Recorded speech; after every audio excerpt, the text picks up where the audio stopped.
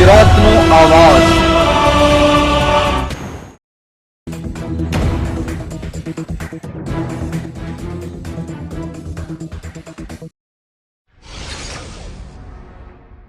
ધોરાજી પોલીસે પોકેટ કોપની મદદથી ફાઇનાન્સ કંપનીમાંથી છેતરપિંડી કરનાર શખ્સની પોકેટ કોપની મદદથી પકડી પાડતી ધોરાજી પોલીસ।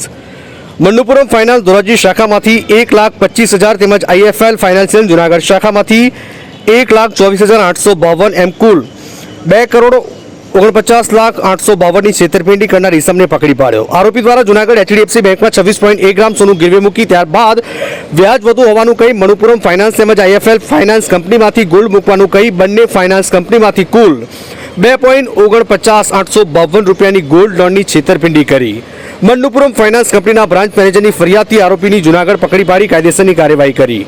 ઇમરાન અલ્લારખાભાઈ ચૌહાણ જૂના ઉપલેટા રોડ નળિયા કોલોની ધોરાજીવાળાને પોલીસે પકડી કાર્યવાહી હાથ ધરી હતી।